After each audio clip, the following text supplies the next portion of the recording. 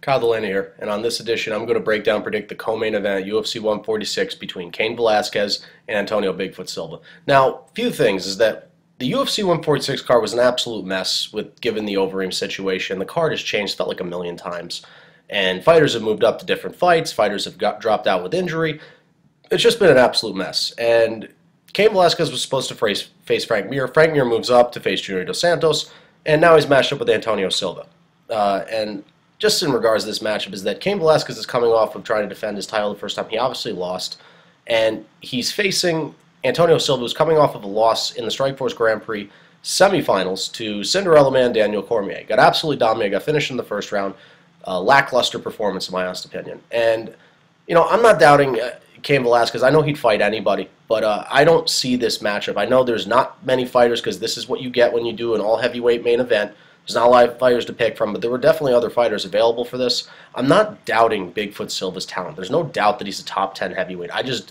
What happens if Cain Velasquez is to win? The guy is technically pretty close to getting another title fight. And what happens if Bigfoot Silva wins? I mean, how high up is this guy in the UFC when it comes to if he's to win again? Does he get a title fight? So I just think there's a couple things. I just don't see this matchup, but I'm not doubting the entertainment value of this fight. It will be an entertaining fight.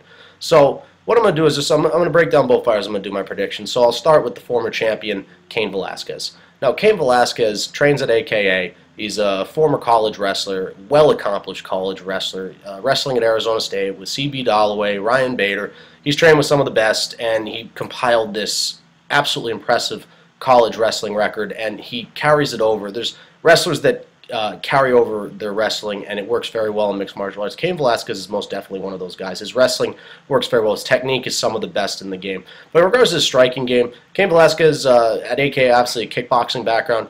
I don't want to say Cain Velasquez fell in love with his hands, but you know, he didn't implement a game plan very well against Junior Dos Santos. What we've known Cain Velasquez is this guy who's going to press the pace. He's going to outwork you. He's going to use his cardio. He's going to get in your face. He's going to use his quick hands, and he's going to wrestle you. And he's going to get you down the ground. He's going to beat you ground pound. We didn't see that against Junior Dos Santos. It just makes you question his game plan in that fight. I think he's got to get back to his roots. This whole wrestling and ground and pound, this gritty style of fighting. I think that's what he needs to get back to in this fight. And I think it was a reality check for him. But I'm not doubting his hands. Cain Velasquez's hands. There's wrestlers that grasp the whole game of striking, and he does have good striking. It's just he fought Junior Dos Santos, the best pure boxer in the heavyweight division, if not all of MMA.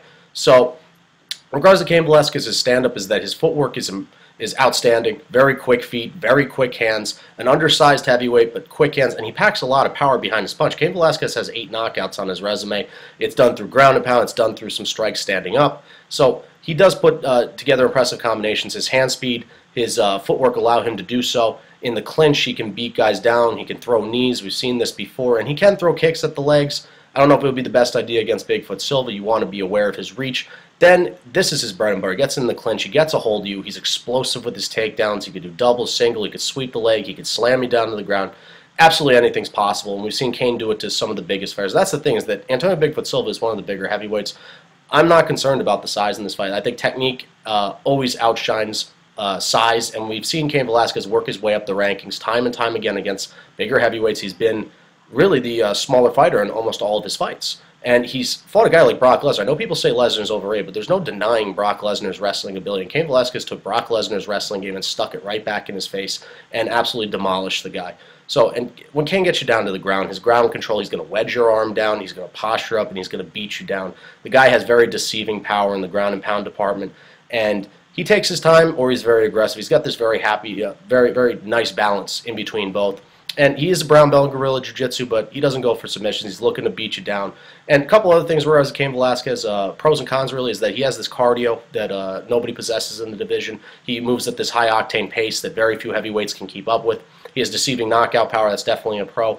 And his wrestling and his technique is most definitely a huge advantage. And last, I just think another pro is that I think he's very hungry for this fight. He's going to come out and be his best in this fight. Cons for Velasquez, definitely a reach disadvantage. He's not the Brazilian jiu-jitsu practitioner that Bigfoot Silva is. And I don't want to say he has a questionable chin, but Cain Velasquez, obviously coming off his loss with Junior Santos, you know, we've seen time and time again is that he gets rocked by fighters. He got rocked against Czech Congo. If Bigfoot Silva is to hit him, he will be jello-legged. Just hopefully he can shoot and try and recover. So not questionable chin, but I think it will be a factor if he does get hit by Bigfoot Silva. So Antonio Bigfoot Silva, he's coming over from Strikeforce. He's fought some pretty good fighters. He hasn't fought the caliber fighters like Cain Velasquez, but the guy's an absolute Goliath. He's a monster, and he is very good at imposing his will on people, and he's a well-balanced mixed martial arts. He's a black belt in Brazilian Jiu-Jitsu, black belt in Judo, black belt in karate, which, I mean, I personally don't see it in regards to the head movement and trying to avoid strikes.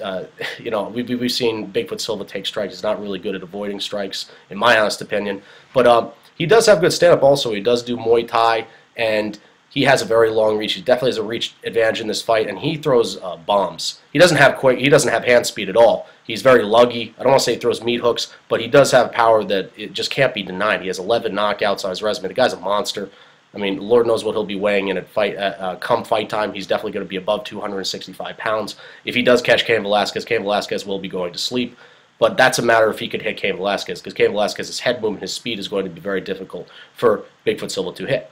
And with his Muay Thai background as well, Bigfoot Silva can get people in the clinch. He can throw knees. He can also throw leg kicks at people's legs, obviously. And what he's very good, like I say, he's good at imposing his will. He fights his size very well. He tries to bully people. Tries to get you against the cage, or he's going to try and get you down on the ground. And he does have good ground and pound as well, because he smothers guys with his size. He postures up and he beats you down with these hands that are the size of a man's face. The guy is just absolute monster. And he also is a black belt in Brazilian Jiu-Jitsu. He has submitted fighters before. He can fight off of his back with a pretty good guard, and he can lock in rear naked chokes. He can fight well in both the dominant position and off of his back. Now, some pros and cons for Bigfoot Silva. Pros are definitely his reach, his size I think is a big factor as well. If he can match Cain Velasquez's technique.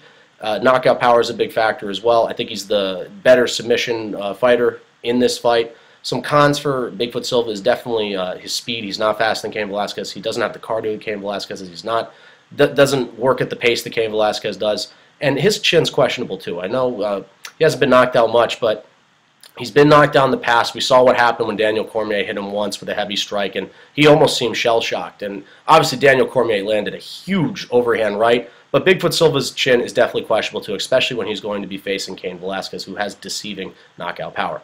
So where I see him being successful in this fight, or where I see both fighters being successful in this fight, I think Cain, if he could push the pace, if he can get in Bigfoot Silva's face while avoiding the reach and get inside of the reach, and try and work in a couple strikes, work the body, get this fight down on the ground, fend off the submissions, and try and beat down Bigfoot Silva and test the chin. I think that's where he'll be successful. Where I see Bigfoot Silva being successful, he's got to finish this fight. You can't take Cain Velasquez into deep water, or, well, you can't let Cain Velasquez take you into deep water, because he's going to outwork you, he's going to test your cardio, he's going to outgas you, and he's going to beat you down. He's got to either finish this fight by knockout or submission. That's how it's got to be. Whether he could submit Cain off of his back or he can knock out Cain with his reach and try and land a strike. He's got to fight his reach well in this fight.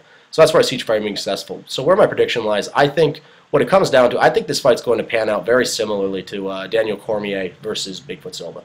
I see Bigfoot's the bigger guy, obviously. I just see Cain being so much faster, so much more athletic than Bigfoot Silva. And I see Bigfoot Silva is going to try and corner Cain. He's going to try and land some heavy strikes. But I see Cain being so quick. He's going to pop in and out of the pocket. He's going to land some strikes. I think Bigfoot Silva will shoot for some takedowns too, but there's no way you're going to get a wrestler the caliber of Cain Velasquez down on the ground. It's going to force Bigfoot Silva to stand up and try and knock out Cain. But I think Cain's going to, either he's going to get this one down to the ground, work some ground and pound, fend off the submissions, or he's going to clip Bigfoot Silva, and he's going to win this fight via TKO, whether it's on the ground or whether it's standing up. I just see Cain Velasquez being the better fighter in this fight, and that's not a shot at Bigfoot Silva. He's a good fighter, but I think Cain's going to outwork him, and he's going to find a way to finish this fight. So I'll take Cain Velasquez winning the co-main event against Bigfoot Silva at UFC 146 via TKO. And that's what I have for this edition. This is Kyle Delaney signing off. I'm out of here.